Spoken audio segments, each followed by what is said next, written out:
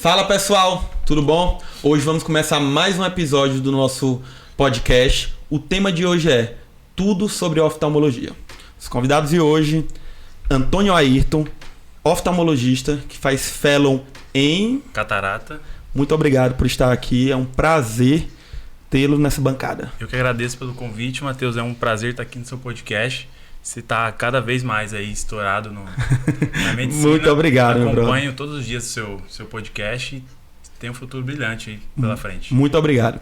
E o segundo convidado é o Dr. Maio Tavares, oftalmologista e oftalmopediatra. Sei que você mora longe. Muito obrigado por estar aqui. Nem sei como agradecer. Nada, pô. Eu que agradeço o convite. É um prazerzão estar aqui com você. Como o Ayrton falou aí, você tá voando demais. Seu podcast tá sucesso. Seu Instagram também tá sucesso. Continue aí que está seguindo o caminho certo, cara. Parabéns. Muito obrigado, meu brother. Vocês viram como a voz dele é bonita, gente? Olha. A voz dele voz de locutor. Eu acho que é a voz mais bonita que veio nesse podcast aqui. Gente, como eu falei pra vocês antes de começar, vamos começar com um tema... Não sei se ainda está atual, na realidade, mas até eu tenho muitas curiosidades sobre, porque eu não entendo muito bem desse assunto, apesar de ser médico, que é sobre o problema da filhinha do Thiago Life. Me explica aí o que foi que aconteceu, o que é aquele problema ali, pra galera entender. Então, a filha do Thiago Leifert, a Lua, né? Eles perceberam que ela tava com alguma coisa de diferente no olhinho. E eles não conseguiram perceber o que era. Aí o primeiro ponto que eles perceberam foi: caramba, será que a gente já tinha que ter levado essa menina no oftalmologista antes? Quando é o tempo certo? E segundo vamos levar essa menina no oftalmologista o mais rápido possível. O que o Thiago percebeu é que ela estava olhando para ele um pouco diferente. Ele percebeu um estrabismo, ele percebeu um brilho diferente no olho. E isso são sinais de gravidade para a doença, no caso. Então ele levou a criança no oftalmologista e foi diagnosticado um retinoblastoma. E no caso dela foi nos dois olhinhos, bilateral. Retinoblastoma, que é o câncer intraocular mais comum na infância, é uma doença rara. O retinoblastoma bilateral ele é mais raro do que o unilateral. E os casos em que acontecem de modo bilateral é normalmente por uma tendência genética ao fator. A gente tem uma depleção de um gene específico, o RB1, que fica no cromossomo 13, e quando esse gene tem essa depleção associada, e aí você tem uma chance maior de ter esse tumor. No caso da Lua, como ela teve um quadro bilateral, a chance dela ter tido ou uma herança genética ou uma mutação na hora de formar gameta e tudo mais é muito grande. Então provavelmente foi isso que aconteceu e ela apresentou quadro bilateral. Ela, só te interrompendo rapidinho, sabe quantos anos ela tinha? A idade dela? Cara, não sei. Mas não sei se você sabe. Acho que era menos de 5 anos. Menos de 5 anos. Os casos normalmente bilaterais, eles são diagnosticados até 12 meses. Como é que funciona esse início? Por exemplo, meu filho nasceu, em quanto tempo eu tenho que levar ele no oftalmologista? Então, o ideal para a criança é em até 72 horas ela ter feito o teste do olhinho. O teste do olhinho é um teste que até o pediatra consegue fazer, mas a gente normalmente faz com o oftalmologista mesmo, que a gente emite um raio de luz, um feixe de luz no olho da criança, e a gente nada mais vê do que se esse raio de luz ele bate no olho da criança e volta. Então a gente espera enxergar um reflexo vermelho, que é o reflexo do sangue que passa na retina da criança. Então a gente espera que esse reflexo luminoso ele bata no fundo do olho e volte. Ele batendo e voltando significa que todos os meios da visão eles estão pérvios. A córnea, cristalino, vítreo, retina, que não tem nada de alterado nisso daí. Isso daí é bem legal. E aí depois disso a gente espera uma consulta da criança entre 6 meses e 1 ano de vida. Depois disso, consulta anual. E é uma coisa que, graças a Deus, o pessoal está levando cada vez mais as crianças no oftalmologista, no oftalmoped. Mas ainda tem muita gente que fica se embananando sobre quando levar. E é uma coisa que, pra mim, cara, é o pior dia no consultório, é quando chega a criança, filho de pai míope, mãe míope, a mãe usa óculos desde sempre, o filho da escola não aprende a ler, 7, 8 anos, e ela não pensa que isso daí pode ser problema oftalmológico, que pode ser um óculos que está fazendo falta na vida da criança. Aí leva, você faz a refração da criança a 4 graus de miopia. Pô, quem tem 4 graus de miopia sabe, pô. Não tem como. Não enxerga nada. Enxerga bem pouco. Na realidade, eu tô falando sobre no oftalmologista, eu acho que eu nunca fui. Não, mentira, pô. Capaz. Eu juro. Não, pô, vamos marcar uma consulta aqui semana que vem, pô. agora. Você faz o olho direito comigo, o esquerdo com esse, pô. Não tem condição. Porque meu pai, ele usou óculos a vida toda, agora fez cirurgia, não sei exatamente qual é o problema dele, mas recentemente, 6 meses atrás, fez cirurgia, mas eu tava tentando me recordar que tu falando... Nunca me atentei disso. Se você não foi, provavelmente seu grau é bem baixo. Isso. Sim, porque senão você já teria sentido a diferença. Eu acredito que eu não tenha alguma alteração perceptível. Mas Mas é muito importante fazer na primeira semana de vida, né? Independente, não precisa ser um oftalmologista, pode ser um pediatra. Isso. Na verdade, o ideal já é o pediatra fazer nos primeiros dias. E qualquer alteração, ele faz um teste de triagem e encaminha para o oftalmologista para fazer os exames adequados. Na realidade do Brasil hoje, isso acontece? Acontece. Uma experiência que eu tive na minha residência, não tem o setor de tumor. Mas a gente recebe os pacientes que têm um teste do olhinho alterado, em Guarulhos. Então, chegava paciente lá com 12 meses de vida, 1 ano e meio, com alteração leucocoria, que é quando fica o reflexo do olho, reflexo vermelho ficar mais branco, né? A gente chama de leucocoria. E aí a gente faz exame de fundo de olho, mapeamento de retina, para ver qual que é a alteração dessa criança que teve o teste do olhinho alterado. Nesse caso dessa criança que eu vi na residência, era um retinoblastoma, mas era no lateral, não era igual da lua, que era bilateral. E aí a gente encaminhou com urgência para um setor de oncologia aqui em São Paulo. Então, funciona, mas tem que ser feito da forma certa. E o quanto antes conseguir identificar, menos difícil fica o tratamento, correto? Quanto antes melhor, né? Porque é um tumor que ele está em crescimento. E o tratamento para o tumor, ele depende do tamanho que esse tumor está. Então, se você aguarda muito para poder iniciar o tratamento, esse tratamento ele pode acarretar em uma perda do olho, né? Alguns tratamentos necessitam de a gente tirar o olho inteiro da criança para poder tratar. Porque não é uma doença catarata, tipo glaucoma, que apenas vai deixar a pessoa cega. Apenas aspas, né? Mas é uma doença que mata. Então não é assim, você não vai perder só o olho, você pode perder a vida associada. Então a gente prefere nuclear o olho da criança do que perder a vida da criança por completo. Existe uma taxa de remissão desse tipo de câncer ou não? É bem aleatório? Eu acho que é mais aleatório, mas eu não sei assim, taxa em específico de remissão, de como acontece, mas o pessoal tem bom controle, bom tratamento com as novas tecnologias, né? Hoje eles fazem químio intraarterial. Então, eu acho que da Lua eles fizeram químio intraarterial para poder reduzir o tamanho do tumor, para poder avaliar o que é que faz. Tudo que eles fazem é para poder manter o máximo de possível de visão na criança e manter o olho na criança. Eu vi até uma entrevista dele esses últimos dias e é tão assim chato porque você olha uma criancinha ser tão pequenininha já tá enfrentando uma confusão dessa no início da vida sem nem entender. É chato mesmo. E foi muito importante do Thiago ele ter colocado isso em pauta, porque além do retinoblastoma tem outras doenças também que às vezes é muito mais frequente do que o retinoblastoma e pode causar cegueira irreversível, tipo como catarata, persistência do vítreo hiperplásico. E, por exemplo, catarata é reversível. A criança opera e a visão volta. Mas se não tratada no tempo correto, pode causar miopia e perda irreversível da visão. Isso, e o que eu acho massa no oftalmo é que, por exemplo, essas doenças, às vezes são doenças que o pessoal até nem conhece. Sei lá, catarata, persistência do vítreo primário hiperplásico. Mas doenças simples, como grau de óculos, há um tempo atrás, não sei a estatística como está hoje, mas era uma das principais causas de baixa visão em criança. Era a criança que não usava óculos. E para mim, pior do que a criança que precisa de óculos nos 2 olhos, é a criança que precisa de óculos em um olho só. Porque isso daí atrasa muito o diagnóstico da criança. Eu atendi mês passado uma criança no consultório que a escola obriga todas as crianças a passarem no oftalmologista. Só entra na escola se tiver um cartinha do oftalmologista falando tudo ok. Achei incrível. Incrível, nunca nem tinha ouvido falar. Muito ideal. Na minha, inclusive, não tinha isso aí. Não, então, senão você nem estudava, pô. Senão você tava de óculos agora. Devia adotar pra vida. E era uma criança que a mãe falava, eu trouxe porque a escola obrigou. Por mim não tinha trazido, não. A criança enxerga uma formiga passando longe, vê tudo. Não, ela é perfeita. Aí fiz exame toda criança que eu pego para examinar, eu inicio sempre fazendo cuidado visual, sempre vendo a visão da criança. Com ou sem óculos, mas sempre inicio com a visão. E aí o olho direito da criança, ela enxergava tudo. Coloquei pro olho esquerdo, a menina não enxergava. Se embananando para poder falar. E a mãe começou a abrir o olhão assim, gente, filha, não tá conseguindo responder? Olha lá direito. E a menina não respondia. Aí eu passei a faixa com o retinoscópio, mesmo sem dilatar. E já vi que o tamanho da faixa de um olho era diferente do tamanho da faixa do outro. O tamanho da faixa, ele indica o grau que a criança tem. Aí eu falei pra mãe, mãe, ela não tá enxergando, muito provavelmente porque ela tem um grau de óculos forte nesse olho. A gente dilatou a pupila, ela tinha 3 graus de diferença entre os olhos.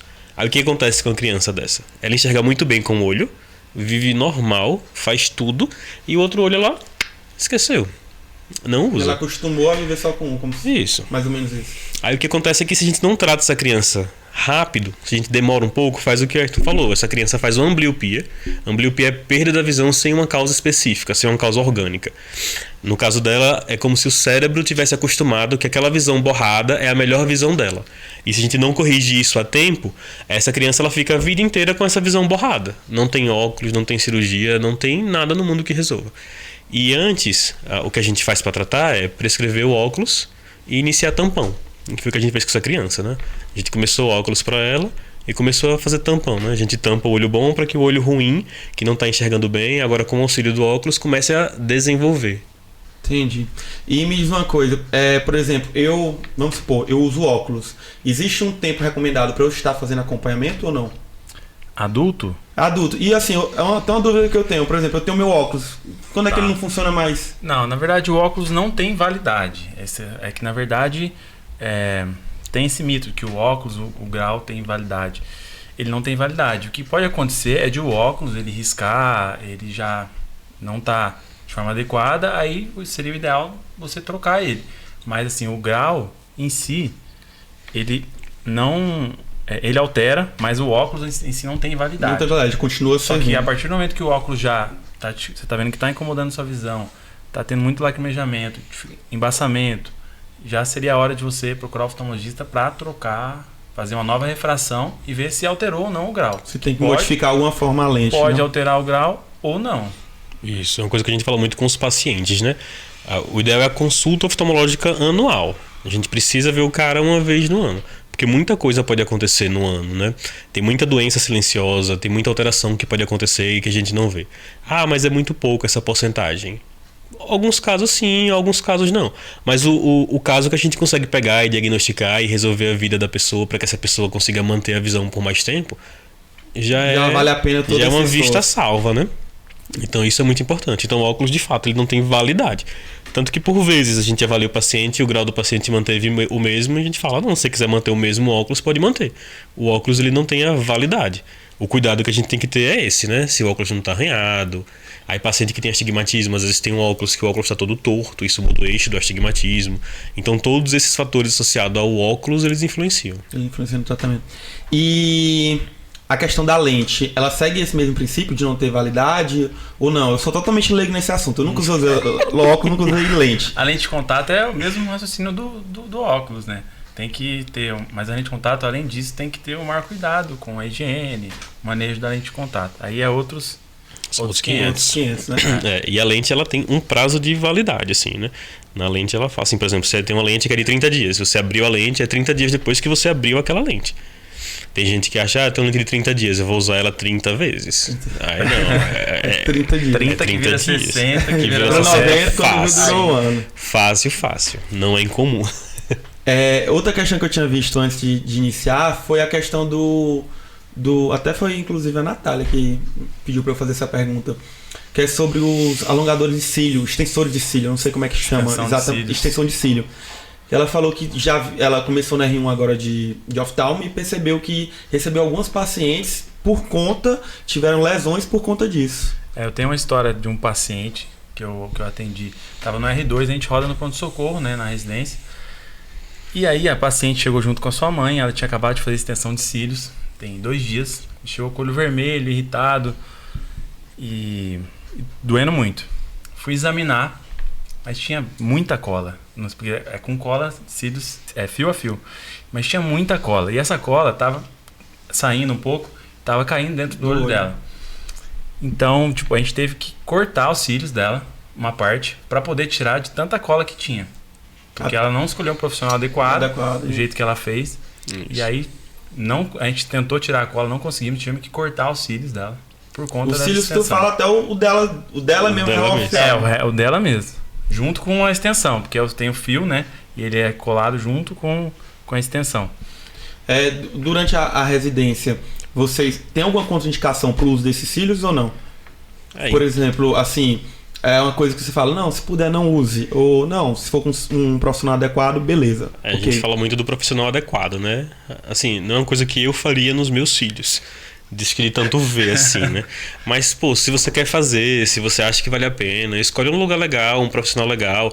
pesquisa o material que ele usa, vê se essa cola que ele usa é uma cola específica para cílio, vê como é que ele faz, dá uma olhada nisso daí. Porque ele tem um caso, esse é um caso especial dele, assim, mas com certeza ele já teve mais outros 1000 casos no pronto-socorro. Como eu já tive 1000 outros casos no pronto-socorro. A minha paciente que eu lembro disso daí, a cola caiu no olho dela e ela fez uma úlcera de córnea por conta disso daí. Jesus amado. Então assim, eu lembro como hoje, assim, a paciente fez o cílio, fio a fio, colocou com cola. Aí chegou lá, olho todo vermelho, a gente falou, é isso daqui, a cola deve ter caído, deve ter feito uma úlcera. A gente passou o colírio pra ela, aí ela fez assim, tem uma amostra grátis não, eu tô sem dinheiro. Eu falei assim, pô... Pra colocar o cílio. Pra colocar o cílio, velho. Assim, não julgando, né, mas... Caramba, velho, pros cílios, R$200, 300, 400 reais, não sei quanto se cobra. Mas pra saúde dela, ela não tem mais dinheiro.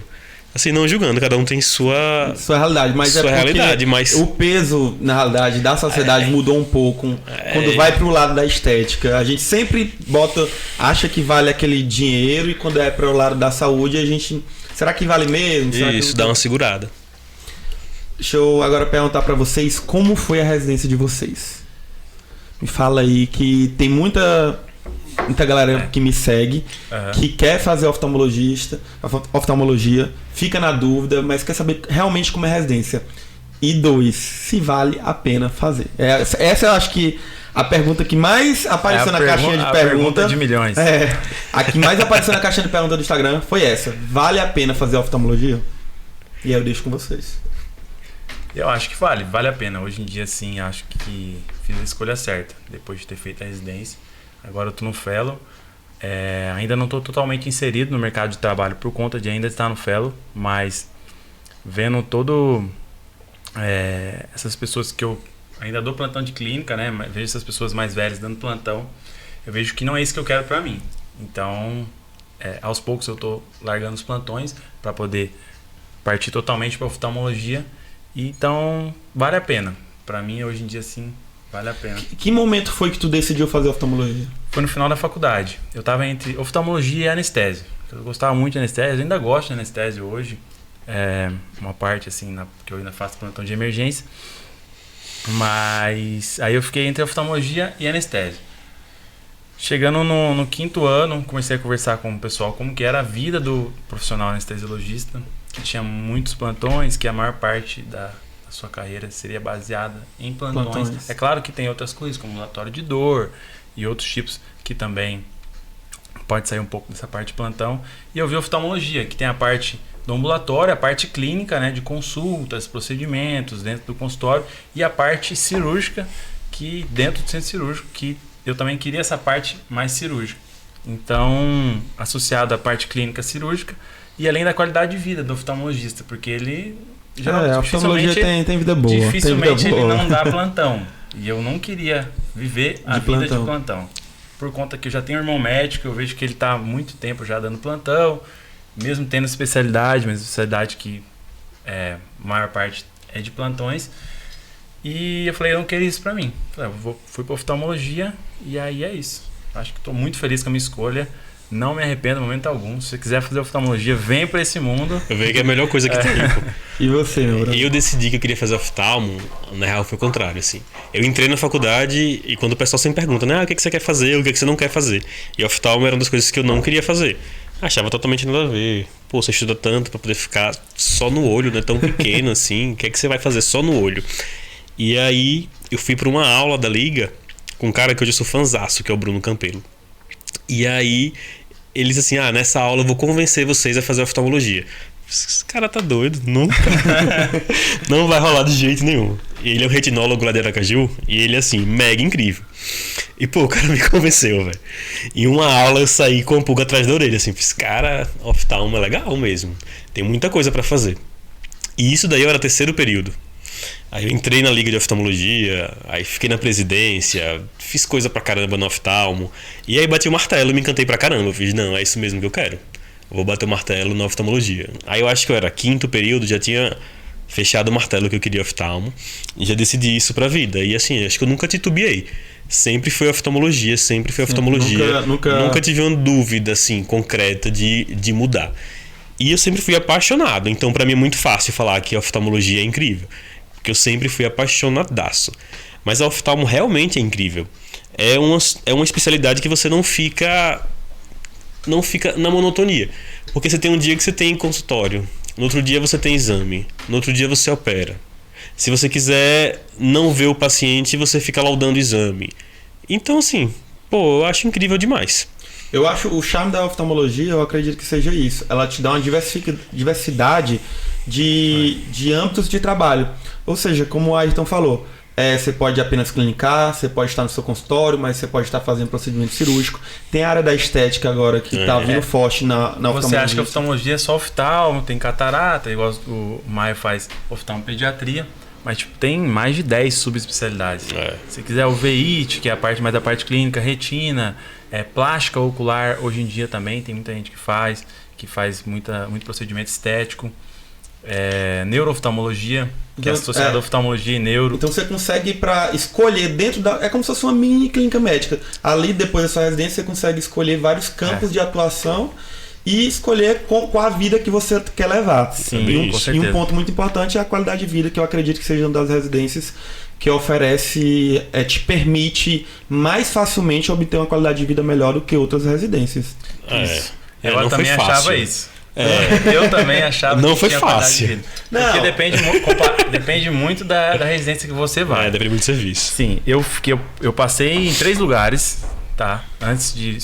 Quando fui escolher a residência. E eu escolhi no Padre Bento, no Complexo Hospitalar Padre Bento de Guarulhos, por conta de tinha parte cirúrgica, tinha parte clínica e ainda tinha pronto-socorro. Eu cheguei no primeiro dia achando que residência tranquila, oftalmo, 6 horas, eu tô em casa, né? Primeiro dia eu fui pro pronto-socorro. Começava às 6 da manhã e 6h30, o R1 que chega primeiro para arrumar tudo, fica até 7 da noite, mas enquanto tá vindo o paciente, a gente vai atendendo ainda. Então não tem hora para acabar, né, R1? Não tinha hora para acabar. Às vezes eu saí de lá 9, 10 horas, não tinha plantão noturno, mas tinha plantão de final de semana, praticamente. Eu tinha uma carga horária um pouco pesada. Eu trabalhava a semana e alguns fins de semana. 2 finais de semana de plantões e 2 sem plantões. Mas não tinha plantão noturno, igual outras residências têm. Sim, já dá uma ajudada, né? Já dá uma ajudada, que eu acho que o plantão noturno é que mata. Mas aquele todo momento que tá na residência trabalhando. Então a gente sempre tinha aquele lema na residência: R1 parado, tem alguma coisa errada. Tem que estar fazendo alguma coisa. Vai dar um bom, fazer o R1, assim, R1 parado, tem alguma coisa errada. E uma coisa que eu acho engraçada, assim, quando eu comento com meus amigos que ficava no plantão do oftalmo e que era paciente em cima de paciente que não parava, aí o pessoal falava assim, e o que é que tem lá? Conjuntivite, Chega só conjuntivite, 30 conjuntivites pra você. Não. Cara, é tanta coisa que acontece. É porque é um mundo diferente. É até pros médicos. Mas eu entendo isso por quê? Porque eu vejo a prevalência de quantidade de pessoas que chegam no pronto-socorro que eu trabalho de problemas de oftalmologias é baixo. Só que não é que essa galera não existe, ela existe, só que tá chegando pra vocês. Eu acho que é um serviço bem direcionado, bem referenciado. Lá no pronto-socorro onde fiz residência, tinha 20 cidades, Guarulhos, né? Tinha 20 cidades que drenavam o pronto-socorro. Então tinha dia que era 130 atendimentos. Um R1, um R2 e um R3. E uma sala. Então, é conjuntivite atrás de conjuntivite, trauma, facada, pancada no olho. Não é um negócio assim, só oftalmo, passar colírio, não, beleza. E chega o olho furado. Não é tão simples assim. Não. Tem muita doença séria, assim, né? O Ayrton com certeza também teve essas experiências. Mas tu fez aonde a residência? Eu fiz em Brasília. No serviço da Secretaria do Estado de Brasília. Tu é de Aracaju? Eu sou de Aracaju, fiz residência em Brasília, tô fazendo fellow em São Paulo. São Paulo, do mundo. Formou em Aracaju? Eu formei em Aracaju, formei na Federal de lá. Entendi. E aí fui pra Brasília. Então, assim, com certeza você também já teve essas experiências de tipo, a gente fez diagnóstico de tuberculose de paciente com exame de fundo de olho. A gente fez diagnóstico de hanseníase. A gente fez diagnóstico de sífilis, era de rodo. Tem uma chefe minha da UVIT que ela é incrível da UVIT, assim. Então ela fazia uns diagnósticos assim super aleatórios que a gente mandava o pessoal da clínica e o pessoal da clínica falava assim: não, essa mulher tá viajando, ela tá vendo o olho do cara e tá pensando nisso tudo. Sem condições. Mas a gente fazia muito isso. Então tem muita coisa do oftalmo que vai além da conjuntivite do dia a dia, que é o que a gente vê, né? É que a gente não conhece, mas tem muita gente que tem problemas maiores oftalmológicos. Na realidade, eu acho que chega naquele ponto que eu acho que a oftalmologia é um mundo até um pouco separado da medicina. Sim. Porque durante a minha vivência, eu pego poucos casos, tem coisas que eu tô descobrindo agora com vocês falando, mas tem algo que não é da minha realidade, mesmo sendo médico. Imagine uma pessoa leiga que não vai ter contato quase nenhum com tudo isso. E me diz uma coisa de vocês. Vocês querem, a partir de agora, atender consultório? Uma pergunta também que me fizeram na caixinha de perguntas, qual era? Se me formei em oftalmologia, vale a pena eu começar o meu consultório sozinho ou começar a trabalhar para alguém em uma clínica ou montar o meu próprio serviço devido ao custo de material? Como é que funciona essa logística? Oftalmo é um pouco diferente das outras áreas da medicina, porque oftalmo, para você montar um consultório... Um consultório básico leva um capital assim razoável. Não é você montar uma sala, alugar uma sala, papel e caneta. E você conversando com o paciente do nada, assim. No mínimo, você tem que montar uma lâmpada de fenda, um refrator, autorrefrator, um greens. Então é um investimento assim considerável para poder começar. Então nem todo mundo tem esse capital assim que saiu da residência para poder montar o seu consultório. Acho que todo mundo tem o sonho de montar seu consultório, de ter a sua coisa, de seguir a sua vida. Às vezes você tem que avaliar o que vale a pena, qual é o custo-benefício disso daí, de fato, né? Hoje a gente é cercado por grandes empresas que estão pegando todas as grandes áreas oftalmológicas, todas as empresas oftalmológicas grandes, e a gente tem que avaliar o quão que vale a pena para você montar um consultório, o quão que vale a pena para você trabalhar para os outros, o quão isso dá para você de rendimento. Porque às vezes o pessoal fala assim, você trabalha numa empresa que ela te repassa 70% do valor e fica com 30%, ou repassa 60% e fica com 40%. É muito. Mas você trabalha num lugar que você chega, tem manobrista, sua sala tem ar-condicionado, tem aguinha, café, um lanchinho para você. Tem a secretária para poder fazer tudo o que você quer. Tem todos os aparelhos. Tem custo para você é zero. Custo para você é zero. Se você chegar lá, você não pagar R$1, assim. Aí você tem que começar a avaliar. Tem muito chefe meu que montou consultório que fala assim, cara, não é essas coisas todas não. Eu ganhava mais ou igual de quando eu atendia consultório, assim. Dependendo muito de cada caso, né? Mas eu acho que a vantagem de ter seu consultório particular é que você é mais dono da parada, é mais dono da coisa. Você começa a atender, assim, uma coisa que me frustra muito é você atender alguns convênios específicos, sabe? Tipo, você vai para um lugar e o lugar atende convênio X, Y, Z e você é obrigado a atender esse convênio. Não sei se você teve alguma experiência assim. E aí você vai ver o convênio quer pagar para você um valor irrisório. Aí você faz, caramba, velho, eu tô aqui com essa criança chorando, dando o meu máximo, compro o brinquedo, faço mágica, tiro o coelho da cartola, pro plano de saúde falar que me paga isso e eu não posso falar nada.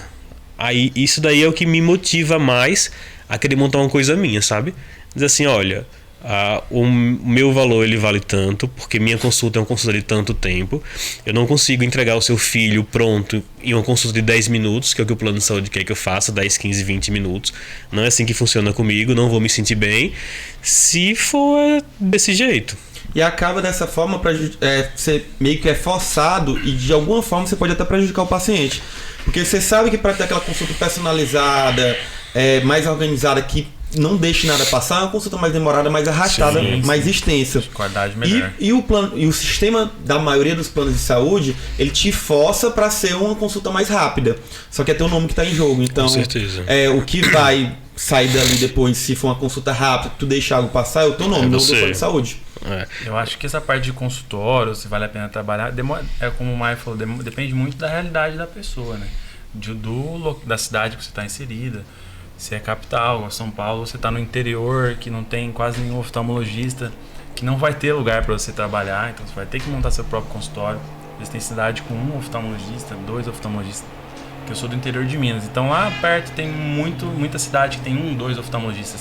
Se eu quiser ir para lá, vou ter que montar meu consultório. Sim. Agora, se eu ficar aqui em São Paulo, provavelmente às vezes vale mais a pena eu trabalhar para alguém, e entrar em uma clínica, começar a operar nessa clínica.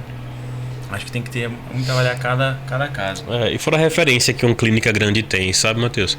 Porque lá em Brasília me chamaram para trabalhar em um lugar, estavam precisando de alguém para atender criança, que fizesse oftalmoped. Eu fiz, não, tranquilo, vamos lá, eu topo. Eu tinha terminado de formar, eu estava com alguns horários livres. Eles me chamaram na quinta para poder começar a trabalhar. Eu abri a agenda de 2 meses. Na quinta, na segunda-feira, minha agenda estava fechada para os 2 meses que eu tinha aberto. 2 meses, assim, tá ligado? Porque eles tinham uma demanda muito alta. Isso. Então aí tem isso daí. Aí se você abre o seu próprio consultório, logo no início, de cara, ninguém me conhece. Minha agenda não lotou porque eu sou bom, maravilhoso e que todo mundo me conhecia. Não, a agenda lotou, dá César o que é de César, porque a clínica tem o nome dela. E é o nome da clínica que tá indo. O pessoal confia na clínica e vai comigo. Entendi. Claro que isso daí você vai criando seu nome ao longo do tempo, né? É uma caminhada. É uma caminhada. A gente estava conversando antes de começar, que é uma caminhada. Você tem que começar a atender, nem que seja 1, 2 dias, para no futuro conseguir ter a maior parte do tempo trabalhando para si mesmo. Sim. E a vantagem é realmente como essa que você falou. Eu acho que às vezes você trabalhar para si não é nem só a questão dos ganhos, mas sim do você poder trabalhar com o que você quer e da forma que você quer. Sim. Você não ser submetido a fazer, tenho que fazer isso porque é o que estão me impondo. Mesmo eu sabendo que isso talvez não seja o ideal dentro da minha realidade. Sim. E é uma coisa que você tem que se lembrar disso todo dia, sabe?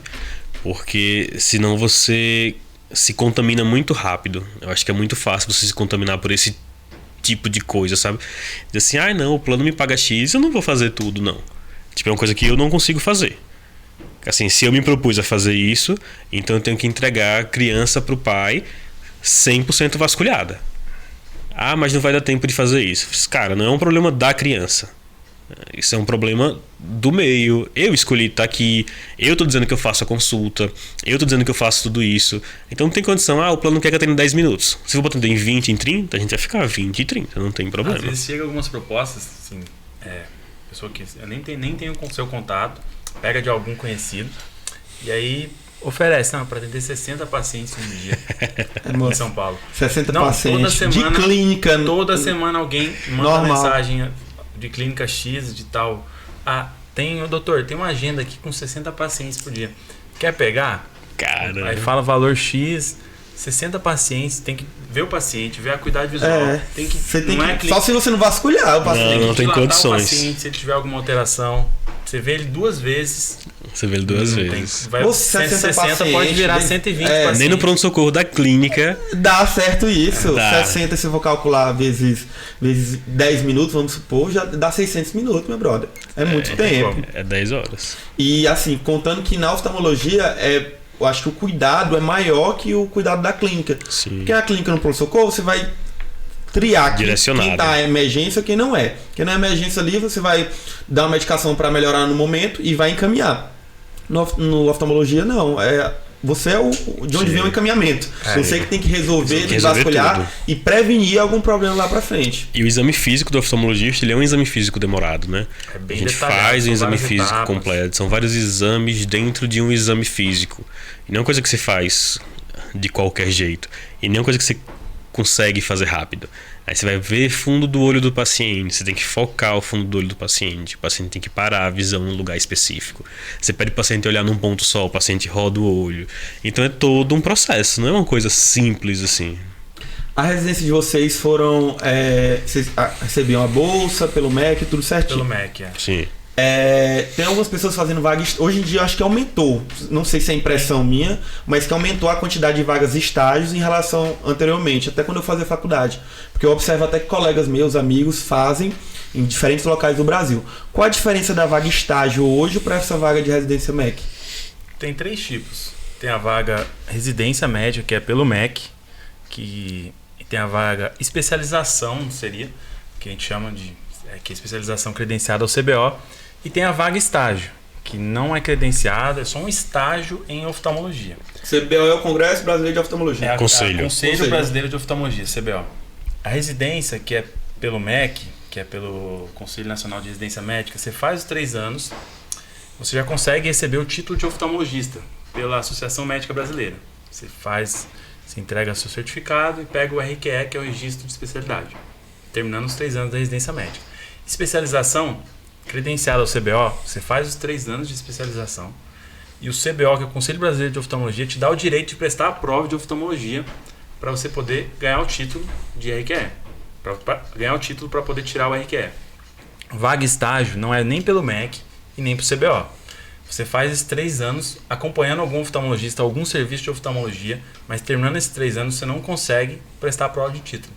Para você prestar a prova de título fazendo a vaga estágio, tem que ser os 3 anos de estágio e mais 2 ou 3 anos atuando em oftalmologia para poder prestar a prova, para poder tentar receber o RQE, né? o RQE. Então, no caso da especialização, você acabou a especialização, logo em seguida você já pode tentar fazer a prova. Se for credenciado ao CBO. E quando for vaga estágio, você tem que esperar 2, 3 anos trabalhando naquela área para depois tentar fazer a prova e ver se consegue passar para conseguir o RQE, né? Hoje tem 100... eu estava dando uma pesquisada, a gente tem entre 98 a 100 serviços credenciados pelo CBO hoje no Brasil. E aí, na residência você ganha bolsa, na especialização ganha bolsa ou não? Varia Alguns muito. lugares não. A maioria, só quem ganha bolsa é o pessoal que tem vaga MEC, né? Normalmente quem é vaga CBO não tem bolsa. E vaga estágio não tem, não. Também não. Tem alguns lugares que para estágio eles pagam para poder fazer. Tem lugar que você paga uma mensalidade para poder prestar essa vaga estágio. Caro. Não, eu descobri nos podcasts aqui que eu não sabia, para mim não tinha completa noção, que já tem lugares que você vai fazer uma especialização, pós-graduação em ginecologia e obstetrícia. Daí você paga muito caro, preço da faculdade, até mais. Você vai ter a mesma rotina, você vai rodar junto com os vaga MEC. A diferença é que você vai estar pagando e que no fim ele recebe o título e você recebe o título de pós ou especialização, algo do tipo, podendo fazer a prova depois. E eu não. Porque GO é uma especialidade bem prática. Bem prática. Então eu não tinha conhecimento disso. Conheci com a moça que veio aqui. Eu vi uma amiga minha que ela faz uma pós em ginecologia clínica. Que isso eu já vi. Eu já vi pós em ginecologia clínica, oftalmologia, algum desses tipos. Tem as pós, especialização, vaga estágio, assim, entre pós, entre especialização e residência, tem especialização tão boa quanto residência, tem residência tão boa, muito melhor do que uma especialização. Depende muito do local. Conheço especialização muito melhores que residência. Tem residência também que deixa muito a desejar. Mas tem que muito ver o local. Não ver assim, quero fazer especialização, quero fazer residência. Ver o local que você vai prestar. Acho que é o principal. Eu acredito que cada vez vai mudando porque tá criando uma demanda grande de médicos, porque aumentou muito o número de faculdades e não aumentou o número de residência. Então essa galera vai se especializar e é negócio, é mercado. Sim, é mercado. Eles vão acabar indo para algum local. Eu acredito, já está acontecendo um pouco disso, mas eu acredito que nos próximos anos vai aumentar mais ainda, que vai ter mais dos serviços dessa forma, de você pagar para fazer a residência e rodar, ter os mesmos estímulos, mesma carga horária daquela galera vaga MEC. Eu acho que a tendência vai ser essa. Porque é um novo mercado que eu acho que talvez seja até mais lucrativo que o mercado de medicina. Sim. De faculdade de medicina. Porque quando é faculdade de medicina, geralmente é um pai que está pagando ou algum familiar, porque o estudante mesmo não tem dinheiro. E teoricamente, quando você vai estar na residência, pelo menos para pagar ali, você pode acochar mais para entrar. O que é que vocês acham sobre isso? E para clínica também ter uma especialização, não tem clínica ainda, né? Mas para clínica ter um residente, é uma mão de obra barata. Muito útil. Porque um residente, ele, além de, nesse caso, pagar para poder fazer a especialização, ele vai fazer um serviço de uma pessoa que era para ser assalariada. Sim. Então vai ser barato. Lucro dobrado. A pessoa vai ganhar com ele para estudar e, além disso, vai ganhar para ele que ele vai estar trabalhando, atendendo um monte de paciente. Eu fico imaginando esses hospitais grandes aqui em São Paulo. Como seria diferente o mercado se não existisse os residentes ali? Porque assim, eu não vejo aquilo ali funcionando hoje sem os residentes. Sem a reunião de cirurgia, de GO, de ortopedia, de todas as especialidades.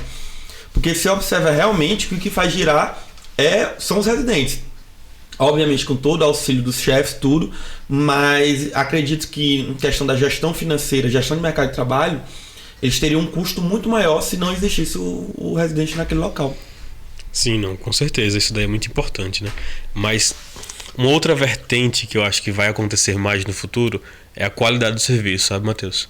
Uma coisa que a gente vê também em alguns centros muito grandes e que começa a encher de residente, de vaga estágio, de colocar a gente para trabalhar a qualquer custo, é a insatisfação do paciente com o serviço. E o quanto isso volta para o serviço, o quanto isso vale a pena, entendeu? Então acho que são fatores que vão ser influenciados no futuro. Porque é muito diferente, assim, por exemplo, o trabalho que eu fazia no SUS, o trabalho que eu fazia no particular, o que você quer dar para o paciente é sempre o melhor, né? Claro que você tem suas limitações. Mas o paciente SUS e o paciente particular, eles têm níveis distintos, assim, não níveis econômicos, não níveis sociais, mas o paciente particular ele está te pagando por um serviço. Ele não quer um serviço SUS. Ele não quer um serviço que você vai esperar 1, 2 horas e que você talvez vai ser atendido meia boca de um jeito que dá. Não, ele quer que você resolva o problema dele. No SUS isso acontece, não porque o SUS é SUS, mas porque às vezes você precisa de outras coisas para poder resolver o problema. Devido às limitações que existem no SUS. Isso, devido às próprias limitações. Por exemplo, no meu pronto-socorro, vira e mexe acontecia de um paciente chegar lá porque queria fazer óculos no pronto-socorro. A gente não faz óculos. A gente não faz, é urgência. Por mais que o óculos, eu não enxergo sem óculos. Cara, tudo bem, assim, mas aqui a gente não faz, não tinha nenhum aparelho. Nesses serviços particulares, não. Nesses serviços particulares você tem urgência de que o paciente ele pode ir para fazer o óculos. Mas o que acontece muitas vezes? O paciente vai para fazer o óculos e ele faz só o óculos. O que é fazer só o óculos? É você colocar o paciente lá, seu grau é X, um beijo e um abraço, toma aqui seu grau. É diferente de uma consulta oftalmológica. A oftalmologia, ela fala muito contra a optometria, porque a optometria ela tem um pouco disso, né? De relação tanto da parte de mercado, como da parte da consulta oftalmológica ficar em base só da prescrição do óculos. O que a gente quer é que você vá ao oftalmologista não só para a gente prescrever seu óculos, mas para prevenir doenças futuras. Eu olhar se você tem uma chance de ter glaucoma no futuro, eu olhar como é que está o seu olho, eu olhar se tem alguma doença sistêmica associada. Então isso daí se perde quando você faz essa consulta express. Isso que se perde, sabe? Porque muitas das vezes você vai atender um paciente, fazer o óculos, e você está trocando ali, fazendo a refração, e ele não melhora, não consegue enxergar. E aí você tem que descobrir o porquê, que alguma coisa está acontecendo, não é na córnea, não é no cristalino, ou na retina. E muitas das vezes a gente diagnostica, né? Sim. Nesse momento, durante esse processo, alguma doença, ou catarata, às vezes até um descolamento de retina. Sim. Coisas que, se ela não for examinada adequadamente, não vai descobrir. Sim. Esse ponto aí, até pesquisando, eu vi que meio que uma relação dos oculistas com... Eu fui botar no Google e apareceu, diferente de oculista para oftalmologista. Porque eu acho que anteriormente, anos atrás, 20 anos atrás, nos interiores tinha meio que esse oculista que passava lá, dava óculos para todo mundo, falava, seu óculos é tanto.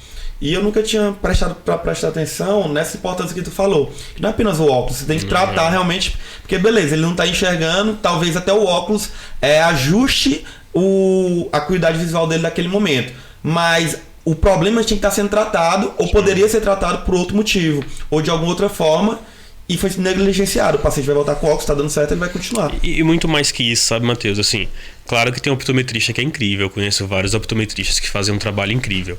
Mas o meu problema, eu trabalho em alguns interiores em Brasília, regiões do entorno, né? Que o pessoal, por exemplo, se a gente pegar você para poder fazer seu grau de óculos hoje, não vai aparecer um grauzinho de óculos. Você não vai ser 0 graus de esférico com 0 graus de cilindro nos 2 olhos. Muito raro, acho que eu peguei 2 pacientes assim na vida. Sempre tem um grauzinho, 0,25, 0,5 de um lado, de outro. Mas a graça da oftalmologia é essa: quando que você prescreve? O que você prescreve? Por que você não vai prescrever? E como tem uma área da optometria associada a comércio, por vezes eles querem fazer a venda do óculos. Então diga assim, não, esse óculos vai te ajudar muito, faz. Então acontece de pegar muito paciente, tendo muita criança, assim, atendeu meu filho, falou que ele tinha que usar óculos, prescreveu o óculos e ele não se adapta com óculos. Não se adapta com óculos porque o óculos não está certo para ele. Porque é um grau de óculos que ele não precisa. Ele enxerga muito bem sem o óculos. Para que ele vai usar o óculos? E muitas das vezes, para tirar o óculos dessa criança, a mãe ainda briga. Com o médico. Porque ele não precisa desse grau. Outro optometrista ou alguma outra pessoa passou o óculos. E aí você falar para ela que ele não precisa mais de óculos, ela acredita que não, que ele precisa do óculos. Como assim? Eu já comprei, gastei não sei quantos R$1.000 pra fazer esse óculos e agora não precisa mais? Quem é esse cara faz que tá sentido, falando isso? até o senso de saber quando dizer não. Quando falar não precisa de intervenção, deixa seguir, faz parte do quadro. Eu falo muito isso no meu Instagram, assim, né? No dia a dia, no beabá, óculos bom pra criança é óculos confortável. É óculos que a criança gosta de usar. Eu gosto de quando você prescreve óculos pra criança, aquele óculos necessário, que a criança acorda já palpando o óculos. Se deixar, vai dormir de óculos. Se deixar, tomar banho de óculos. Óbvio que tem algumas exceções, né? Estava comentando com você, uma criança que tinha uma diferença de 3 graus entre um olho e outro, é um óculos que essa criança não vai querer usar, porque ela já enxerga muito bem de um olho só, sem o óculos. Então tem uns casos específicos que a gente tem que fazer uma forcinha a mais.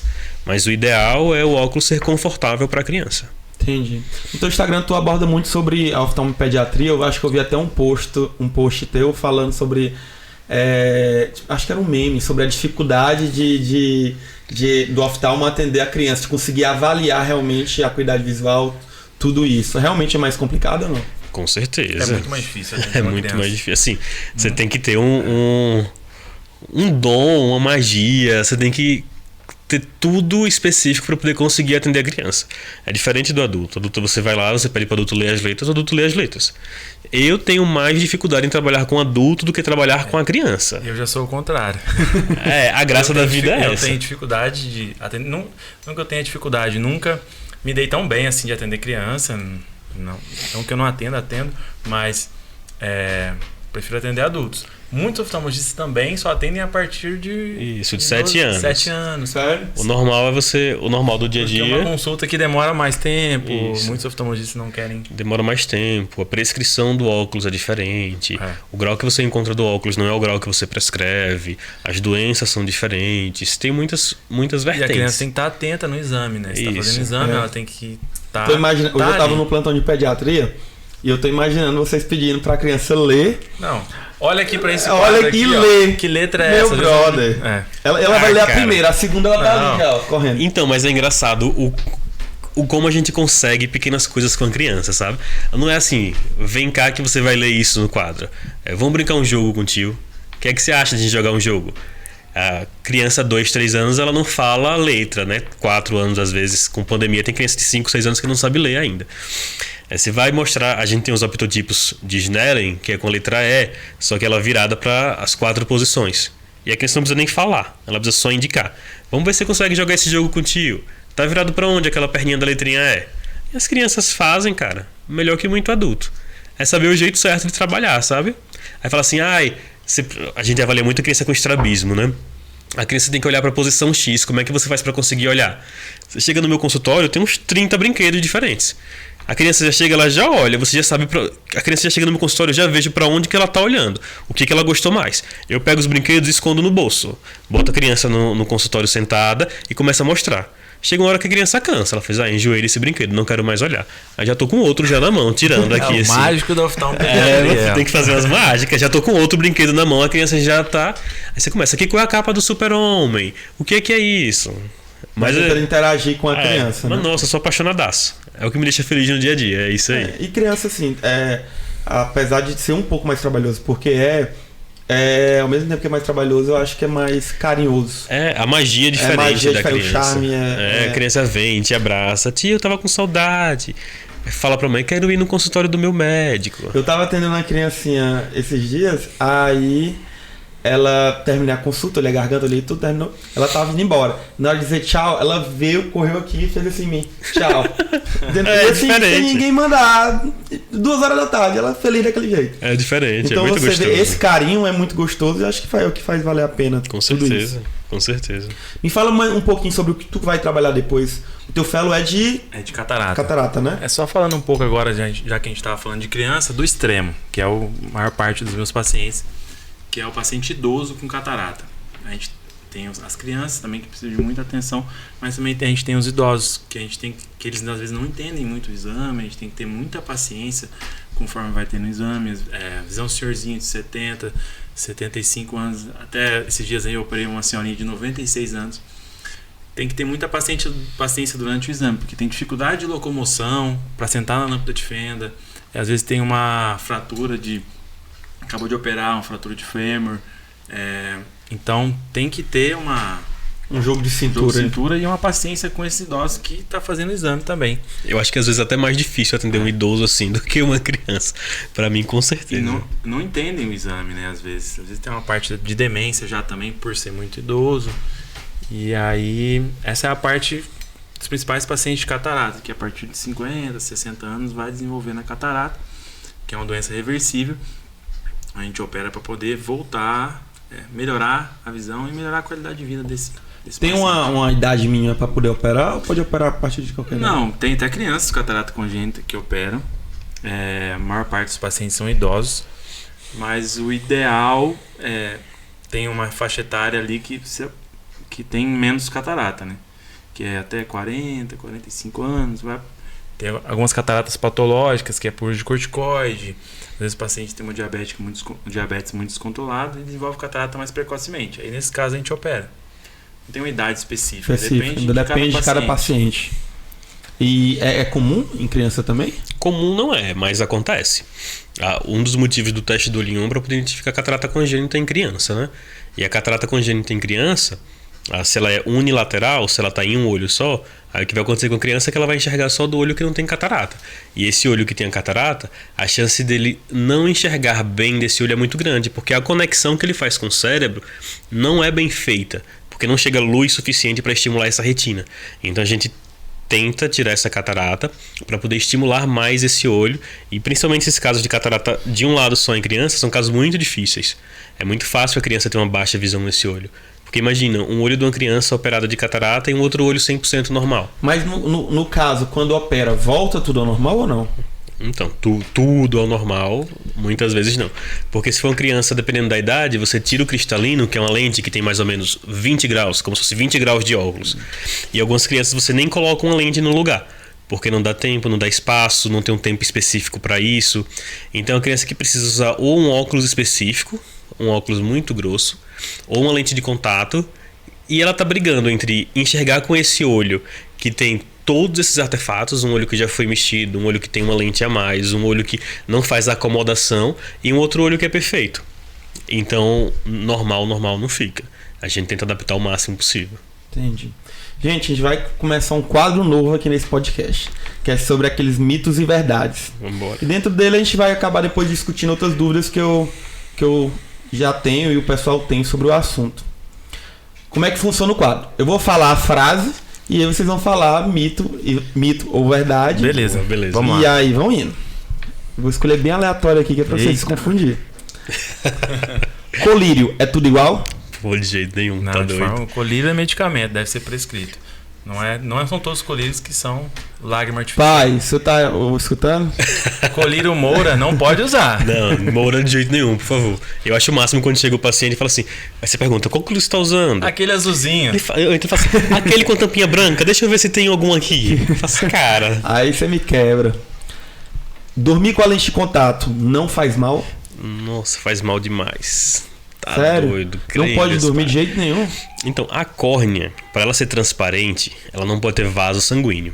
Então, a córnea é uma estrutura avascular, né? Não tem vaso sanguíneo. E boa parte do oxigênio que chega na córnea é do ambiente, do ar atmosférico. A lente de contato, por melhor que seja, a gente tem várias lentes com vários índices legais, ela não oferece a mesma oxigenação, principalmente a partir de um longo período de tempo. Durante o sono, isso daí também acontece. Além de você diminuir a oxigenação, você também tem a lente como um meio de cultura que pode propiciar um crescimento de bactéria. Então, lente de contato e dormir, sonequinha da tarde, qualquer coisa do tipo, é pedir para complicar. Eu falo para meus pacientes que usam lente de contato errado. Cara, se você não complicou, é porque você não complicou ainda. Mas em algum momento pode acontecer. E pode ter coisas graves. Vai evoluir para uma úlcera, em alguns casos, uma úlcera infectada. E pode evoluir até para transplante de córnea, em casos que não consegue tratar. Então não assim, é brincadeira. Mas é muito raro. Cara, assim... Mas é raro, beleza, até acontecer. Se você faz o evento várias vezes, você tá dando mais sorte ao azar. Uma hora acontece. Outra pergunta. Pergunta não, mito ou verdade? Faz mal usar óculos de outra pessoa? Sim ou não? Óculos é igual sapato. Cada um tem o seu número. Isso. Você não pode usar o óculos Pegar... da pessoa que Deixa tem eu um ver se ficou grau bom aqui. É. Acho que essa cena todo mundo já viu. Já. Pegou aqui. Não, deixa eu ver se ficou. Mas aqui dá pra usar, tá bom. O que vai acontecer é que a pessoa assim, pode ter uma dor de cabeça associada a essa mudança de grau que está acontecendo, pode ter um desconforto. Você não vai alterar o seu próprio grau do seu olho. Isso, é uma dúvida que eu tenho. Por exemplo, vamos supor, bem aleatório, tô falando, tem um grau de 4, tu tem um de 3, e eu vou usar o teu óculos. De alguma forma, por estar usando o teu óculos, pode trazer algum problema pra minha visão posteriormente ou não? Não, assim, problema para sua visão não. de alterar, não. O que pode acontecer é isso, né? Esse desconforto, essa alteração por essa alteração do grau, né? Que na oftalmo a gente chama esse desconforto de astenopia. Eu vou começar a dor de cabeça, lacrimejamento, olho vermelho, cansaço visual. Tudo isso por conta do óculos, né? Isso. Diabetes pode causar cegueira? Credo demais. Sim, com certeza. Só todo dia. Vocês pegam muito paciente com isso? No Brasil, atualmente, a grande parte da população tem diabetes. Às vezes evolui para uma retinopatia diabética grave, que evolui para um descolamento de retina, a gente chama de descolamento de retina proliferativo, e perda visual total. Não é incomum. Coçar os olhos é prejudicial aos olhos? Nossa, demais. Bastante. Sério? Roda um vídeo agora na internet, o pessoal tem compartilhado Essa aí muito. eu não sabia, não. A gente tá até no mês de conscientização do ceratocone. É o mês de. Ué, mas se coça vai fazer o quê? É porque Você pode tem que procurar levar. causa, né? Aumenta a chance de paciente ter ceratocone, que é uma E o que é doença do ceratocone? encurvamento e o afinamento da córnea devido ao atrito do coçar dos olhos. Mas não é só o atrito, né? Pode ter em toda a parte. O paciente tem que ter uma predisposição genética para isso. O pessoal fala muito, né? Mas o que é que eu vou fazer quando eu tô coçando, quando eu tô com vontade de coçar? Dá vontade, eu não consigo me controlar. Primeira coisa, você tem que descobrir se tem uma causa específica para sua coceira ocular, para esse prurido que está acontecendo, né? Tem pacientes que têm conjuntivite alérgica associada, a gente trata essa conjuntivite. Tem pacientes que têm um cílio que está virado para dentro, esse cílio incomoda e dá vontade de coçar. Então primeiro você trata isso daí. Tem até medidas caseiras para poder evitar prurido, tem colírio que a gente deixa de SOS para o paciente para poder evitar colírio. Aí eu estava falando de um vídeo que está rodando, de um exame de imagem do paciente coçando o olho. E aí quando ele coça o olho, ele mostra a parte de dentro do crânio, ele deforma todo o globo ocular. E além de deformar o globo ocular, a parte que é mais sensível é a córnea, que é essa parte transparente, né? Como o Ayrton estava falando. Essa córnea ela vai afinando, e eu sempre comento com meus pacientes, eu sempre pergunto assim, vocês já andaram de bicicleta quando era mais novo e a bicicleta fez um pneuzinho no pneu, uma barriguinha no pneu? O que aconteceu naquela bicicleta? Aquela região do pneu ela ficou um pouco mais fina, e a pressão do pneu, que é a mesma, mas como aquela região é mais fina, ele abaula aquela região. Na córnea acontece igual. A córnea, se você coça muito, você pode afinar essa região. A pressão do olho ela se mantém, mas essa região que está mais afinada, ela pode abaular. E a gente lembra da vida toda que forma, função estão totalmente interligados. Se você altera a forma da córnea, você altera totalmente a função da córnea. Então essa parte abaulada da córnea ela vai formar a imagem em pontos distintos, de modo que você não vai ter uma boa qualidade de visão. E isso que é o ceratocone. É esse abaulamento da córnea secundário a um afinamento. Jesus, é mais perigoso do que eu imaginava. Não demais. cocem os olhos. Quem tem miopia e astigmatismo pode resolver esses problemas com cirurgia? Oxê, aqui, Sim. eu e Ayrton. Eu era míope e tinha astigmatismo, operei ano A gente passado. operou praticamente no mesmo Foi, mês. a Ele gente operou. Os foi. dois tá? usavam óculos, né? Os dois óculos. Eu tinha astigmatismo, 3 graus e meio em cada olho. E depois foi a melhor coisa Eu eu acho fiz que na é minha o que vida. meu pai fez cirurgia, acho que foi isso aí. Eu tinha 2,5, 3 de Até miopia. na época, ele operou, aí eu até perguntei, e aí, como é que foi a Acho que eu cirurgia? operei primeiro, não foi você operou ele depois. são 2 tipos de cirurgia, o PRK e o LASIK. Eu fiz PRK e ele fez LASIK. E aí, aí, como é que foi a cirurgia? Tranquila, porque eu tava meio assim de fazer, mesmo sendo oftalmologista, né? Como a gente sabe de todas as complicações, que pode ter, é raro, mas pode acontecer. E aí eu fiz um mês depois, Foi. aí ele falou assim, ele falou, a melhor coisa que eu fiz, eu vou fazer bom também. demais. E Meu aí pai eu também fiz. falou, ele ficou muito tá satisfeito doido. com a cirurgia. Muito Como é bom. o pós dessa cirurgia? Até me explica, porque Não, quando depois- meu pai foi fazer, eu também fiquei um pouco apreensivo, ele também. É o olho, né? É algo mais delicado. São 2 tipos de cirurgia, o PRK e o LASIK. Você fala do PRK e eu falo do LASIK. O PRK, que foi o que eu fiz, você faz uma retirada do epitélio da córnea com a lâmina, aplica o laser no local e coloca uma lente de contato artificial em cima da córnea. Então, o PRK, ele tem um prazo de recuperação, tanto visual como em relação à dor, muito pior. É um quadro que demora mais para cicatrizar, você sente mais dor, sente mais desconforto. Então eu passei 7 dias em casa ruim. Dói, Era nos dois ao mesmo tempo ou não? eu operei os 2 olhos ao mesmo tempo. A minha médica, eu tava rodando com ela, né? Aí eu tava vendo os pacientes chegando maravilhosos, sem óculos, piscar, eu quero também. Aí ela fez, não, Maia, vamos fazer primeiro um olho, depois outro olho. Só que pra eu fazer primeiro um olho e depois outro olho, eu tinha que ficar 7 dias afastado do trabalho em cada semana.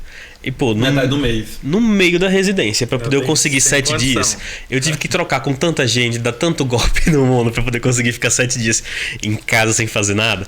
Tanto que pra eu conseguir, eu operei no centro cirúrgico que era pra eu estar com ela. Eu acompanhei o centro cirúrgico, no final do centro cirúrgico ela fez, pronto, sua vez. Porque pelo menos eu tinha cumprido a minha carga horária do centro cirúrgico. Aí ela me operou e aí eu consegui, trocando com o pessoal, dando jeito de ficar. Aí imagina eu conseguir fazer isso 2 vezes. Aí seria muito mais complicado. Muito mais complicado, mas quem pode, mais tranquilo. Aí agora o LASIK é outra conversa. O LASIK é que depende da indicação. Tem pacientes que podem operar o PRK e tem pacientes que não podem operar o LASIK e operam o PRK. Eu fiz o LASIK, que você faz o corte da córnea ou com um microcerátomo, que a gente chama, que é uma lâmina, abre a córnea e aí aplica o laser, ou com femtosegundo, que é outro laser que faz em volta da córnea uma tampinha, como se fosse o olho, abre uma tampinha, abriu a tampinha e aqui solta o laser, né, para poder fazer a correção. Esse é o LASIK. Como você não mexe no epitélio na parte superior da córnea, a dor é menor e a recuperação também é mais rápida. No dia seguinte, no dia da cirurgia, no final do dia, eu operei no final do dia com o meu chefe também da residência, o Dr. Mário, é um ótimo cirurgião. No dia seguinte, já estava sem dor, assim, bem tranquilo. É um pós-operatório. Os dois ao mesmo tempo.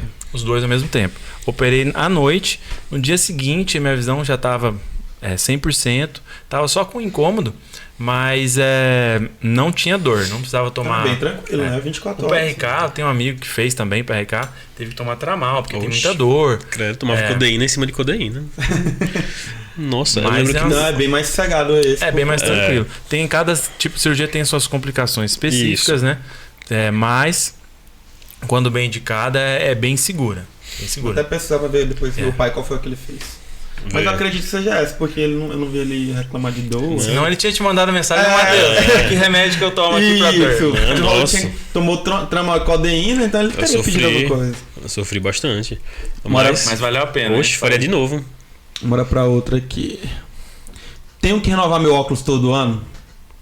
E aí? Então, a gente preza a consulta oftalmológica anual, né? Então, a consulta oftalmológica ela tem que ser todo ano. Mas não necessariamente para renovar o óculos. Isso, a gente vai ver o grau do paciente, vai ver como é que tá. Se você estiver mantendo um grau estável do seu olho, você não precisa necessariamente trocar o seu óculos. Se seu óculos estiver em bom estado, não estiver arranhado, o antirreflexo estiver legal, as proteções que ele precisa estiverem dentro do prazo, estiver tudo ok, um beijo e um abraço, você mantém seu óculos, entendeu? Eu não conseguia ficar com o mesmo óculos vários anos, assim. Porque quem usa óculos, assim, pô, era... Pisca, cai, né? Era, Você não, tem que trocar. Não, eu tenho uma experiência grande isso aí. O meu irmão, ele acha que não fica 2 meses com óculos, não. Filho da 2 puta. meses quebra ou ele perde. Não, mas aí sem condições, tem uma coisa errada acontecendo. Moço, aí. não tem cabimento. Não tem cabimento. 2 meses, 3 meses. No máximo, quando durou muito, foi 6 meses. Ou quebrou, ou ele perdeu, ou não tá bom e tem que ir mudando. E além do auxílio visual, o óculos é acessório, né? Isso. Então, assim, eu não conseguia sobreviver sem óculos. Não é assim, eu vou numa festa sem óculos. Não, é impossível. Eu nem conseguia nem escutar as pessoas falando sem óculos. Você nem escuta. Então, assim, eu queria ter um óculos diferente, né? Muda, o óculos impacta vai muito mudando o rosto da pessoa. É a moda do caso. Muda tudo. Vamos pra outra. Existe colírio para tratar catarata? Não. Aí desempregava Se nossa tivesse, amiga aí. eu não ia ter emprego mais. Mas não tem colírio para catarata. É um tratamento cirúrgico, só com cirurgia, não tem exercício. Você vê muito profissional assim que não é da área, no YouTube, até para estrabismo mesmo. Tratamento e cura da doença com exercício em casa. Não existe, é golpe. E tem, tipo, você vai ver o vídeo, tem 100 mil visualizações. Tipo, é um desserviço pra medicina e pra oftalmologia. Isso é absurdo. E eu acho que eu já vi vídeo disso Não, mesmo. tem Acontece. muito. E, tipo, é absurdo. Não tem. Eu falo para meus pacientes direto, assim, né? Só tem um jeito de você não ter catarata. Aí eles ficam animadaços, né? Qual? Como? Morrer antes. Morrer antes de ter. É o único jeito. Se você viver tempo suficiente, você vai ter catarata. Não tem pra onde fugir. Vai ter que operar esse olhinho. Eu tenho muita agonia. Resolva sua agonia. Não tem jeito. Vai ter que operar. Que prevenir. Inclusive, eu vou marcar uma consulta com o oftalmologista. Inclusive com vocês. Tem que marcar o olho direito comigo, o esquerdo com ele. Que vem amanhã já marca e minha vamos lá mãe fazer uma consulta. tinha até ligado pra mim esses dias, ela falando que minha mãe fazendo check-up de tudo agora, aí foi no oftalmologista, ela falou, não tem nenhum problema, mas o médico falou alguma coisa, ela não soube explicar, ela falou alguma coisa sobre glaucoma, tendência de glaucoma, não sei, mas ele disse que tu tem que passar também. E aí eu tô enrolando, mas eu estava esperando um podcast aqui. Deve ter escavação aumentada, por isso que ela pediu. Isso, foi algo que aí ele falou, é bom que é uma alteração que pode ser glaucoma, mas pode ser sugestiva, às vezes não é glaucoma, às vezes é do seu olho só. Mas é bom mesmo. Aí ele pediu, ela falou, não, vai, pelo menos acredito que eu nunca fui, e ela nunca tem me levado, porque ela tá mandando eu ir, então deve ser isso. Tá brabo. Gente, agora eu quero que vocês falem uma mensagem direcionada. Pessoa terminou a faculdade e ela tá em dúvida do que vai fazer, e uma das dúvidas que ela tem de residência é a oftalmologia. Quero que você dê um conselho para essa pessoa como escolher a sua residência, da forma que vocês escolherem, da forma que você acha que é mais assertiva, para ela tomar essa decisão. Cara, pra mim assim, se tem dúvida em fazer oftalmologia, faça oftalmologia. Porque se você já pensa nessa especialidade, só vai, cara, porque não tem como se decepcionar. Tem tudo. Você faz clínica, você faz cirurgia, você faz procedimento, você faz exame, você trabalha com criança, trabalha com adulto, trabalha com tudo que você quiser.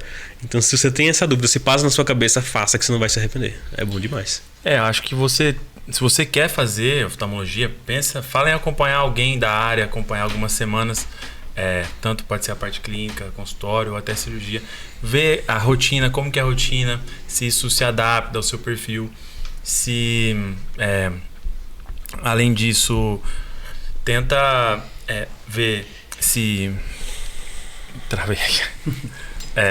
Eu tô tão doido pra te perguntar, meio que tu tava falando aí do teu irmão. Tu falou que não queria a rotina do teu irmão naquele tempo. Ele faz o quê? Ele fez cirurgia geral. Cirurgia geral? Cirurgia geral. Ixi, só que ele ficou um tempo dando muito... Eu fiquei até com medo agora. Ele ficou 13 anos dando com muito plantão. E aí depois fez endoscopia. E hoje em dia ele não dá mais. Tá mais tranquilo. Só que na época eu tava escolhendo a residência, ele ainda tava fazendo muitos plantões, mesmo depois de ter feito cirurgia geral. Então, isso... por isso que na hora que tu falou, eu fiquei com isso na cabeça, eu vou voltar pra perguntar, porque eu quero fazer cirurgia geral. E é uma das preocupações que eu tenho. Como eu falei antes de começar, eu quero fazer e não vou abrir mão de fazer porque é um sonho que eu tenho. Porém, eu sei o tanto que isso pode... Eu sei que especialidade não vai definir isso, mas pode diminuir minha qualidade de vida. Mas, assim, se você quer isso, a especialidade não vai definir totalmente a sua qualidade de vida. Qual a sua relação com a sua especialidade? Acho que você pode fazer... Eu conheço amigos que fez cirurgia geral, que depois fez cirurgia vascular, que está muito bem hoje, muito contente com a sua vida. Então, acho que a especialidade não define totalmente a qualidade de vida e remuneração. Com certeza. Não, é isso que eu botei na minha cabeça. Eu estou estudando, vou fazer e vou passar. Se no meio do caminho eu ver que não era aquilo, pelo menos eu não quero ter a sensação de lá no futuro falar, não tentei fazer o que eu realmente... O que eu achava que gostava naquele momento. E tentar gerenciar a minha vida pra tentar fazer com que a cirurgia geral sugue o menos possível da minha carreira. Muitas das vezes a pessoa não pensa em fazer oftalmologia porque não viu na faculdade. Tipo, tem muito pouco oftalmologia na faculdade. Eu mesmo tive 2 semanas só. Mas quando eu pensei nisso, eu comecei a acompanhar um professor meu que ele era excepcional. Eu tive 2 semanas só com ele na oftalmologia na faculdade. Formei em Teresópolis. Dr. João, ele é muito um fera. E aí eu comecei a acompanhar ele no consultório, vi como que era a rotina e isso me encantou demais. Apesar de não ter tido muito tempo durante a faculdade. Não foi 2 anos de oftalmologia, foi apenas 2 semanas de aula com ele. É uma queixa que todo mundo fala e até um conselho que eu dou, porque na minha faculdade também oftalmologia foi mínimo. No internato... Oftalmologia, otorrino... Psiquiatria tem muito pouco. No meu internato, o contato foi muito pouco. Então o conselho que eu dou pra galera que tá começando, qual é? Tente buscar convivência. E hoje em dia todo mundo tem um amigo, um colega, um parente médico. Então se aproxima dele, tenta acompanhar a rotina, ver a realidade. E não só a realidade da residência, a realidade do pós. Porque a residência vai ser mais chato na maioria das especialidades. Converse com alguém que está no início, né? Ou pessoa que entrou no R1, alguém que acabou de formar, igual a gente, que a gente formou agora esse ano. Converse com alguém que está lá na frente para te dar opinião. Eu acho que vai ser isso, a soma dessas três pessoas vai te dar o que você quer saber em relação à especialidade. Na real, chegou uma época que eu parei de perguntar às pessoas, assim. Não sei se vocês tiveram essa experiência, mas tem algumas pessoas que elas... Pessimistas. Muito pessimistas, muito negativas. Na medicina em si, tem muito. É que você fala assim, eu tô pensando em fazer oftalmos. Ai, não, pelo amor de Deus. Você tá pensando em fazer gineco? Não. Ortopedia? Todas as áreas, né? Não. Isso que tu falou é uma verdade muito grande. Não. Vai fazer o que então? Fazer o quê? Vou vender coisa na rua, porque não tem condição. Aí teve uma época que eu decidi parar de ficar buscando a opinião, assim, né? De não se influenciar pela opinião das pessoas. Mas isso que o Ayrton falou de você procurar, de ver a vivência, de se é isso se você quer. Uma coisa que casa muito comigo e a oftalmologia é a resolutibilidade da oftalmologia. Tipo, o Ayrton faz isso talvez mais que eu, assim, por conta da catarata. De ele pegar um paciente que não está enxergando nada, opera e o paciente sai assim, fantástico. Eu faço muito isso com criança. Quando eu prescrevo um grau de óculos, que é um grau de óculos importante, uma miopia alta, uma hipermetropia alta, eu falo pro pai e pra mãe: filma quando estiver colocando óculos na criança, filma e traz pra mim. Porque aqueles vídeos que fica viralizando na internet, da criancinha que coloca o óculos e fica assim, encantada. Então essa resolução que o oftalmo traz rápida me encanta demais, assim. Sou apaixonado nisso daí. É uma gratificação assim enorme. Na residência tem casos que você não acredita. Às vezes tem paciente, um senhorzinho, por causa da pandemia, não conseguiu fazer a cirurgia. Ele ficou 3 anos com uma catarata avançada em ambos os olhos. Não enxergava nem vultos na frente de ambos os olhos. A gente chama de catarata total branca. Operou. Eu fiz a cirurgia dele, ele estava junto com o seu filho. E no dia seguinte, tirei o tampão. E aí ele começou a ver o filho dele chorar, se emocionar, porque a visão tinha voltado totalmente no dia seguinte. E, tipo, é praticamente tirar a doença com uma mão de um dia para o outro. Então, dificilmente você tem alguma coisa na medicina toda que proporciona essa resolubilidade igual a catarata. E esse sentimento. E isso é muito importante porque a visão, acho que visão, audição e locomoção é algo básico da vida. 80% do sentido é a visão. Você imagina você ficar 3 anos sem enxergar, dos 2 olhos. O que você vai fazer sozinho? Nada. Você vai precisar de... E de uma hora para outra, conseguiu voltar. Agora, o que tu falou é muito importante. A questão que... ao mesmo tempo que eu falo pra galera acompanhar, eu falo, pese as opiniões. Entenda como funciona o serviço, como é aquela rotina, mas pese as opiniões tanto pro bem, tanto pro mal. Porque sempre vai ter aqueles profissionais que são um pouco mais pessimistas com a realidade. Não, tá muito ruim, tá muito chato, é muita confusão, é muito processo. E também sempre vai ter aquele que tudo tá lindo e maravilhoso, mas a gente sabe que a média no mercado não é aquela.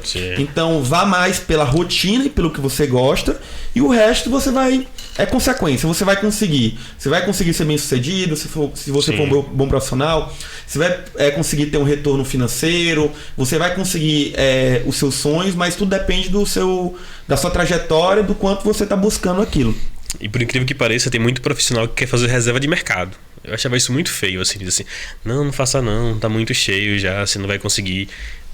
Com medo de concorrência futuro, assim. Isso na medicina, como em todas as outras profissões, não tem mais pra onde correr, meu brother.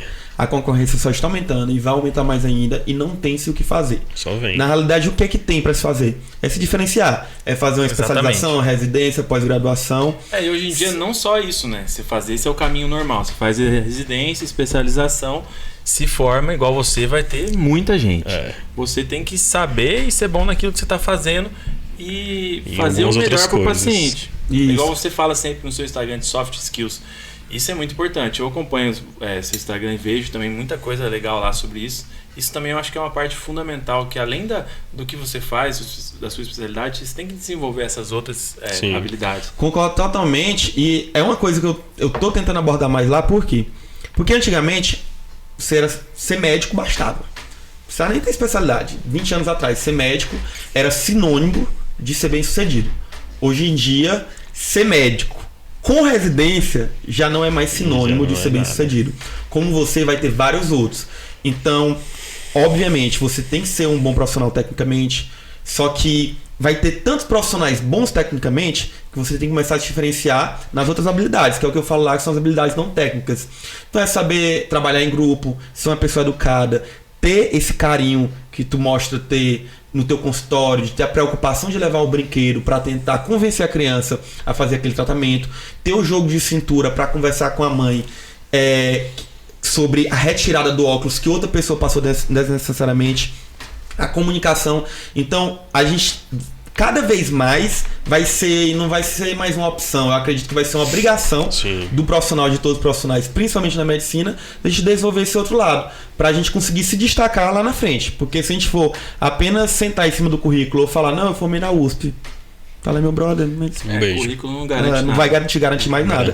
Antigamente garantia, hoje em dia... Ninguém quer saber mais onde você fez, o que você fez, o pessoal quer saber o tato do médico. Justamente, o resultado que você entrega são duas coisas. O resultado que você entrega, e no mundo de hoje ela tem que te conhecer. Se tu pode ser o melhor profissional, muito inteligente, tecnicamente perfeito, mas se a tua informação não chegar nele, ele nunca vai saber que tu existe. Que não é visto, não é lembrado, né? Justamente, então acaba que tu não vai conseguir ter acesso à grande parte da população que hoje a gente necessita ter, que é através das mídias sociais, para conseguir o nosso público de pacientes, entre outras oportunidades. Gente, a gente vai finalizando por aqui. Queria agradecer novamente. Muito obrigado pela presença. Eu acredito que hoje aqui a gente conseguiu tirar muitas dúvidas, inclusive minhas, vou ser bem sincero. Vamos marcar a consulta lá, hein? Isso, da prevenção, do controle, não só dicas em relação ao pessoal da medicina, mas realmente da população em geral, do cuidado que a gente tem que ter com os nossos olhos, o quão importante eles são e as tantas coisas que podem acontecer. Muito obrigado pela presença, pelo bate-papo, foi ótimo, só tenho que agradecer vocês. Desejo toda a sorte do mundo nessa caminhada e vamos marcar uma consulta. Vamos. Valeu, Obrigado aí Matheus, pelo convite, por ter chamado a gente. Quando você falou para mim para vir aqui, já pensei em alguns amigos. O Maio, eu conheci ele hoje aqui, depois de 3 anos que a gente conversa pelo Instagram. Gente, eles eram amigos digital, tem 3 anos. Conheci o cara depois de 3 anos, falei, vou chamar o Maio, que ele tem um Instagram muito massa, a gente conversa. Também tem o meu Instagram, depois vocês dão uma olhada lá. Inclusive, gente, vai ficar todos aqui na descrição os Instagram deles, todos na descrição do vídeo. Ele tem um Instagram de futuro oftalmologista, mas agora acho que tu vai ter que mudar esse nome, não sei como é que tu vai fazer. Presente oftalmologista, talvez. Mas obrigado aí mesmo pelo podcast. Você está fazendo um trabalho fantástico, acho que tem que continuar.